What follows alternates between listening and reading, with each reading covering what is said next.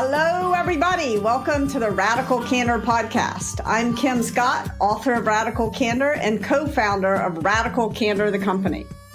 And I'm Jason Rosoff, CEO and co-founder of Radical Candor. And I'm Amy Sandler, your host for the Radical Candor podcast.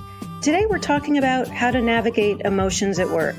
And while it's always been useful to know how to manage your emotions at work, the many challenges of 2020 have elevated this skill from important to critical.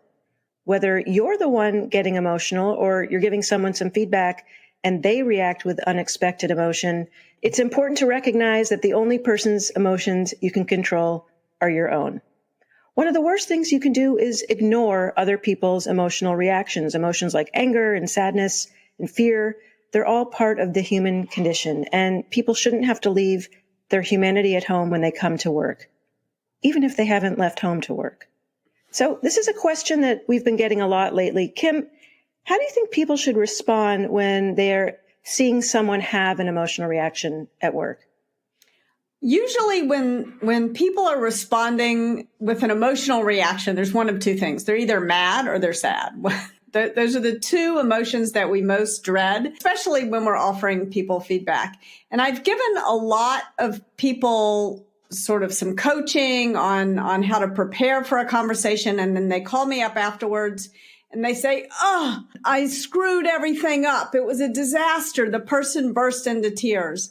And I really encourage people in these moments, the fact that the other person had an emotional response to what you said does not mean that you failed when giving feedback. The only failure is in dismissing these emotions that are going to get elicited when you give feedback. So the right thing to do when you get an emotional response. And Kim, I think that's such an important point. Let's just call that out, which is it doesn't mean it's not a successful feedback conversation if someone has an emotional reaction. If someone bursts into tears, it's an opportunity to do something different in how you respond. Yes, it's the key thing if someone bursts into tears or starts yelling at you, which are the two most likely things to happen when you have an emotional response. By the way, the most likely thing to happen is that the person will respond well. Is actually the most likely thing.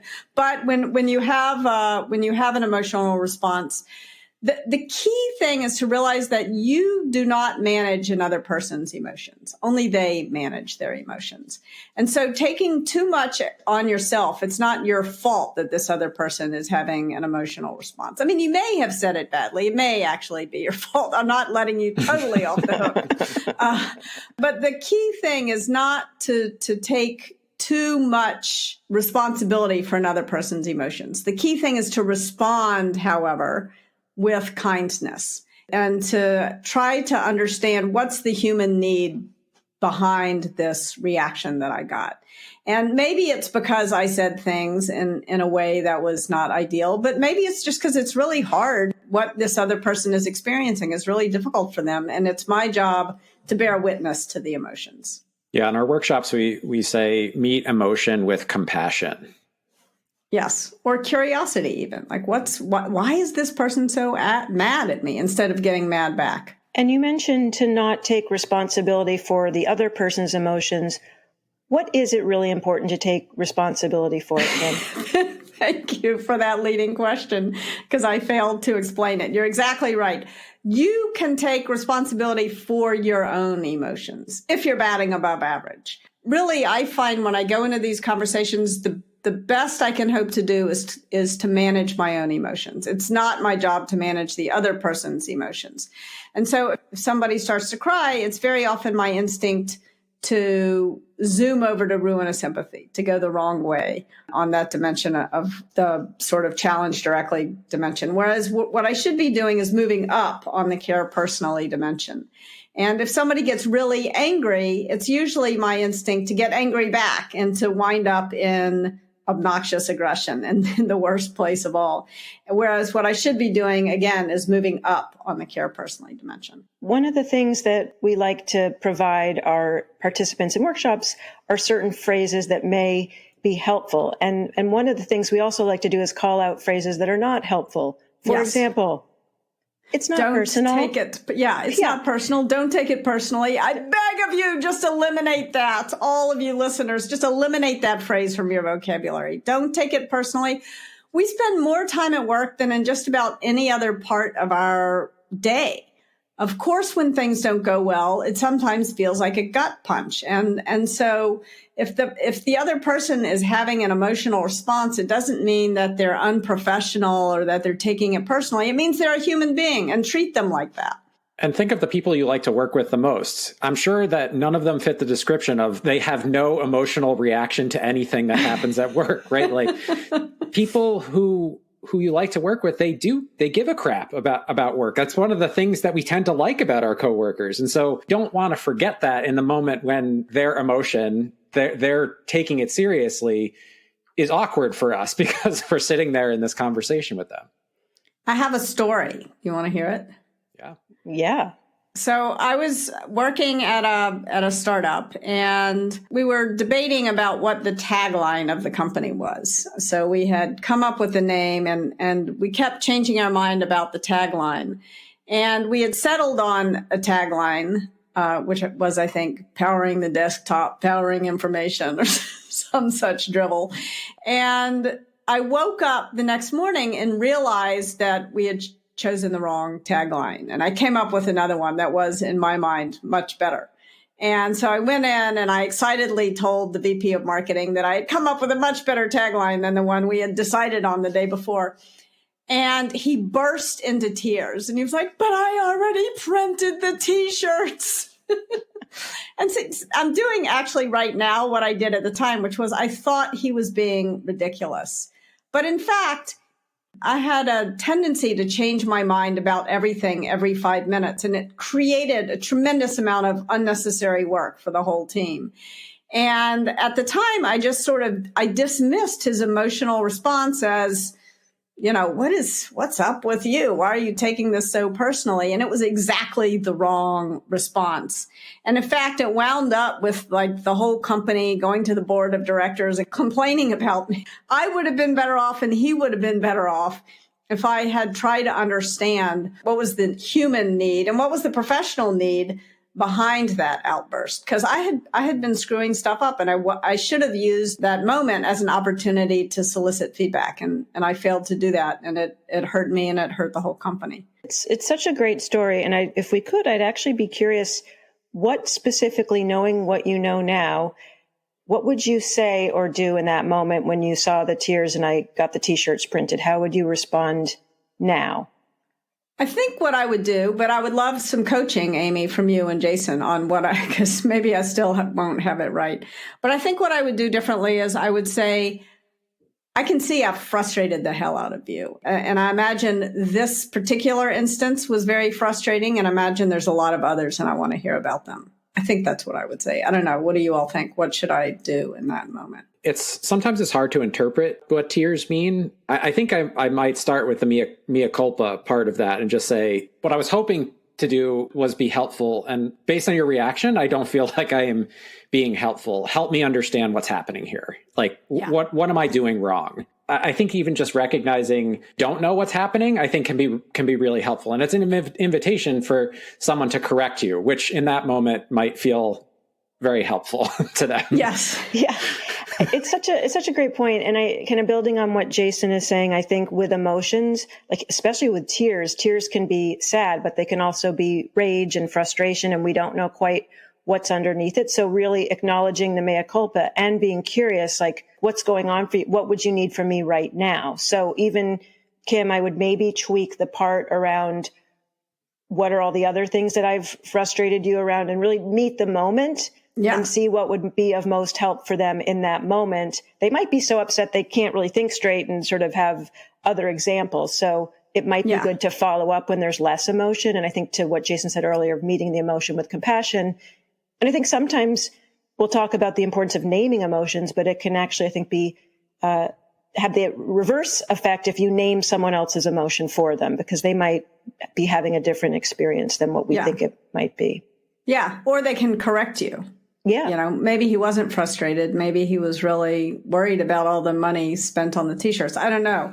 I think what I did, I think the real big mistake I made at the time was I started trying to solve the problem of the t-shirts rather than acknowledging and therefore making him feel ridiculous for crying about having ordered the wrong tagline on the t-shirts. In fact, by the way, I still have 2 of those t-shirts with the old tagline pointed, and I wear them to sleep all the time. And I think of this story. I sort of that's 2 or 3 times. I don't know how good that is for your restorative sleep. Well, it's. I like thinking about my past mistakes and remaining aware of them. I think the title for this one could be "It's Not About the T-Shirts." Well, but yes. It was about the t-shirts also. Like I think one of the mistakes I made was minimizing the importance of the t-shirts. Mm-hmm. Mm-hmm. So we need to hold both the emotion and the work piece to it. Yeah. I mean, it's almost like Radical Candor. We can do both things at once. We can have the care and the challenge. Yes. The tears and the t-shirts. We'll call this no false dichotomies. Yes. So, Kim, you talk a lot about this idea of emotional labor of a boss and having to react compassionately to other people's emotions without expecting them to do the same for you in return, even just like that story that you just shared. But I think one of the things I want to talk about is how, in order to support that emotional labor as a manager, as a boss, that we have to take care of ourselves. So whatever we need to do to manage our own emotions, whether it's getting enough sleep, whether it's wearing the supportive t-shirts to sleep, getting exercise and whatever food nourishes us, the free time, the family time, et cetera. Because I think what's also really important you've talked about is that how your bad mood as a manager can ripple across and infect the entire team. So Jason, can you share with us how you manage your emotions at work and what you do to stay centered? Yeah, I'm drunk by 10 a.m. That really helps. Is that why all our meetings are at 10 a.m.? That's why they start at 10. We probably should cut that. We sure should. I think it's good. I like it. I want to say first that I'm not always successful at this. I think one of the most important things about this guidance is not to judge yourself harshly for when you screw this up, because that is the start of a downward spiral of not being able to manage your emotions at work. So just first recognizing that what we're trying to do is help ourselves become aware of our emotional state. So that's step number 1. And I think that actually requires some intention. And usually what I find is that I become desynchronized from my awareness of my emotional state, and something will happen where someone will say something or react to something that I'm doing, which will bring me back to awareness of my emotional state. And I think in those moments, it's really valuable to name what you now perceive to be going on, to say, I just realized that I'm actually really sad today. I'm really sad about this thing that happened outside of work. I'm really frustrated like in this moment by this conversation. And I haven't given voice to that, because naming is the first step towards managing. Like we can't manage what we don't understand. And the last thing I'll say is like, that's when you find yourself sort of walking down the path unknowingly. But it is really helpful to take mental inventory of how you're doing that day. One thing we've started to do as a team, Kim, is we have a little Slack robot that checks in with people once a week to say, how did your week go? Like, how did you feel overall this week? And then there's some other questions about what did you get done? What do you hope to get done next week? And the last one is like, what are you worried about? Or what do you think is going to block you going into next week? And one thing that I've noticed is that exercise, like, how did you feel this week? And how are you preparing yourself next week, has been this really great tool to give me the opportunity to do mental inventory on my emotional state.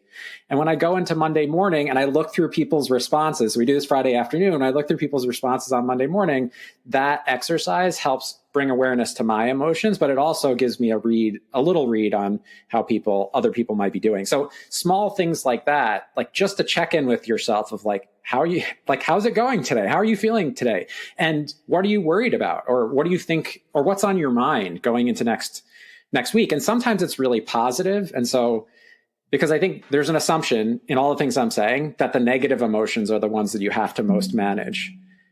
But one thing I will say is that leaders who are overly buoyant can also fall into some very very dangerous traps. And I learned that probably most successfully, if you can say it that way, as a product manager, because as a product manager, part of your job is to pull the best ideas that you can out of a cross-functional team of people with very different perspectives.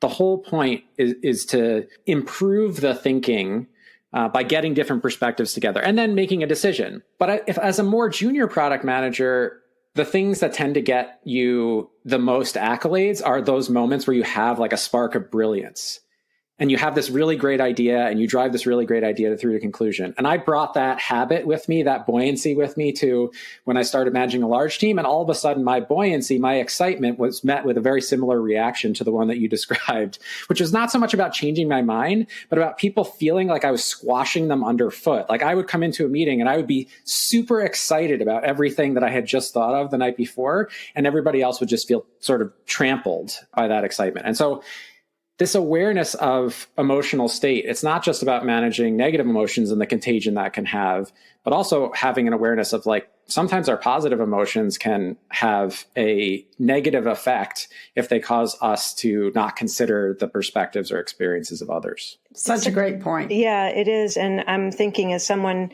I think similar to Kim, that has a lot of ideas. And for me, an idea is very exciting and aware that just like we say that radical candor is measured not at the speaker's mouth, but at the listener's ear. We might say ideas are measured not at the generator's mouth, but at the implementer's desk. And I know sometimes when people have great ideas, the person on the other end is maybe just hearing, how am I going to fit this idea into all the other things that I might have? And that excitement of the idea, and the other person might be try to translate that into product and hours. Yes, such a great point. One other thing I want to mention about the Slack tool that we've been enjoying is that, and this may be just me, but I find something very validating when the Slack bot gives me a little celebratory thing and have a great week. And, you know, when it asks, is there anything blocking my progress? I've noticed that not just me, but a few other folks will sometimes say not just the actual sort of work, but emotional states. We had a podcast around the number of spoons that you have and energy levels. So I just want to call that out as well, that not just a mental check, but actually getting a sense of how much sort of human energetic resources do I have to get through the week ahead. Yeah, and it doesn't have to be a huge investment, right? Like I take 5 minutes to answer those questions once a week, and that is enough to remind me, not just on the day that I answer the question, but as I go through the week, because I think I'm going to have to answer this question again on Friday. And like, am I aware? Like, what is blocking me? What's getting in my way? And Kim, you often quoted yourself of saying that story about the person asking you, how long do these radical candor therapy sessions need to take? And I think there's a sense that emotional management has to be this huge investment. I think building self-awareness, there is a cost. It's not efficiency from a successful emotional management is more like exponential growth. The better you get at it, the more efficient you become. It's like a squared effect. But initially, you will have to put in a fair amount of work to become more self-aware and to learn to better manage your emotions. But as you do that, like the actual amount of time that you have to spend every week doing this is really like a few minutes a day of like checking in with yourself. It is not some sort of like and it's often crazy just investment. Remembering to do it. Like I've done enough work around knowing that once I start to get a sensation on the right side of my neck, it means that I'm starting to get angry or irritated, or there's some sensation happening. So I know that when that starts to arise, that's when I could get curious. I just have to remember that that's happening. Yeah, I think that's a really important point, Amy. It's not just about checking in mentally, it's checking in physically with yourself. When I was pregnant with twins, I had to wear a heart rate monitor all the time because my heart rate wasn't supposed to go over 130 or something. And I was sitting at my desk and I got an email that made me mad. And the heart rate monitor went on. I hadn't even stood up. Like I had no idea. And I realized I needed to be more aware of what was happening in my body, that I was completely sort of disembodied at work sometimes. And I think remembering that we all live in our bodies and they'll tell us a lot about what's going on with us if we listen to them. That was one of the biggest ahas that I learned, was that emotions are physiological reactions, and that we can actually understand what's happening by listening to our body. And they can give us great signals if we listen to them. And that understanding that it's in the body can actually help us create some space between the emotion and any response that we might have. Kim, one last question, then we'll get to our tips. When people work in environments where emotions actually aren't encouraged, you can see yourself falling into what Kim, you've called a silence and rage cycle. Can you explain a little bit more about this silence and rage cycle? Yes, silence and rage was me for a long time. It's a big part of why I wrote Radical Candor. So I think very often when we're told it's not professional to have an emotion, we can't express our emotions at work, then what happens is when you're angry about something at work, you don't trust yourself to share what went wrong because you're afraid you'll appear angry. At least this was especially early in my career, this happened to me. And then because I didn't say anything about what made me mad, it happened again. And the next time I was a little madder. And then it happened again, a little bigger, and I was madder. And by the time I finally said what was happening, I think there's a Sesame Street episode about this. I was unhinged. I was completely unhinged.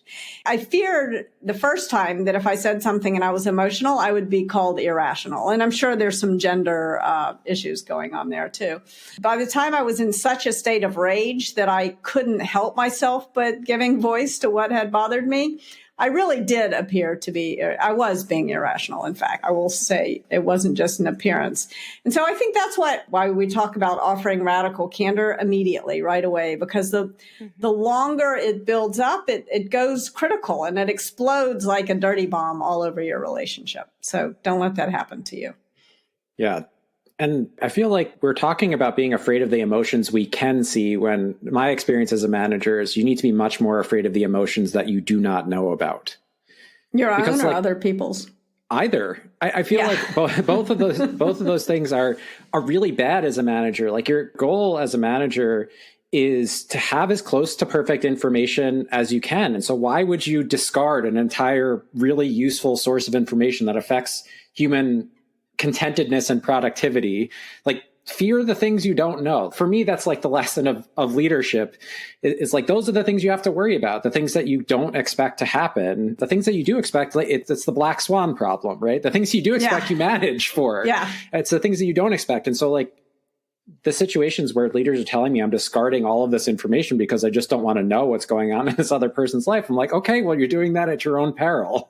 Yes. Yeah. No, it's a really important point. I think we communicate and we learn on two planes at once. One is sort of intellectual and the other is emotional. And if you ignore fully 50% of the signal that's coming at you from other people, don't be surprised when you have a communication snafu. It's a great intro into our Radical Candor checklist, which are tips you can put into practice immediately. Kim? Tip number 1. Don't think that you can get away with ignoring emotions at work. You're working with human beings, not robots. A big part of being a manager is emotional labor. You have to respond compassionately to other people's emotions without expecting them to do the same for you in return. Pause here and think about this, because it's pretty rough and it might offer you a clue to revise how you're dealing with someone who you work for, or someone who you work with, or someone who works for you. We undervalue the emotional labor of being the boss, but this emotional labor is not just part of the job, it is the key to being a good boss. Tip 2, manager, manage thyself. One of the best tools I've found is to label emotions as they arise. There's a phrase you might like, name it to tame it.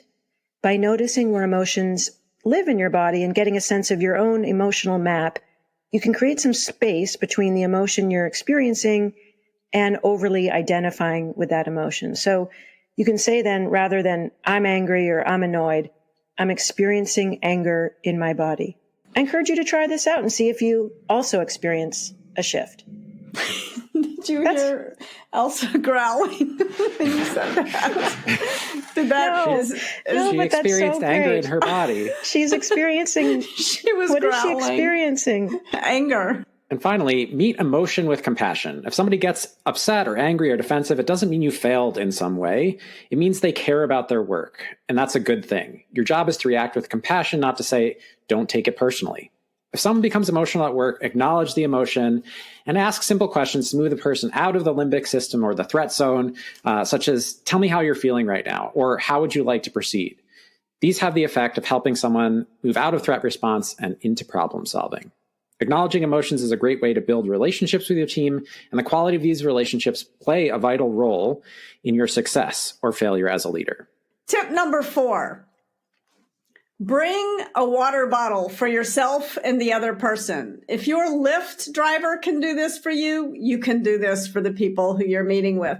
Sometimes the opportunity just to unscrew the top of water, take a sip of water, put the water back down, screw the top back on is all the break you need to get out of that fight or flight zone and back into your head.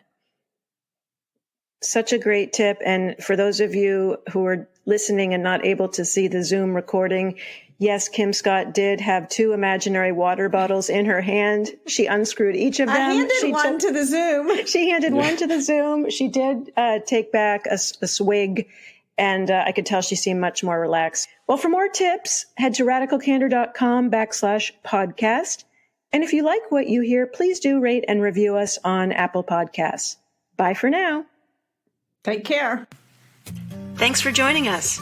Our podcast features Radical Candor co-founders Kim Scott and Jason Rosoff, is produced by our Director of Content, Brandy Neal, and hosted by me, Amy Sandler. Music is by Cliff Goldmacher. Be sure to follow us on Twitter at Candor and find us online at radicalcandor.com. We'll see you soon.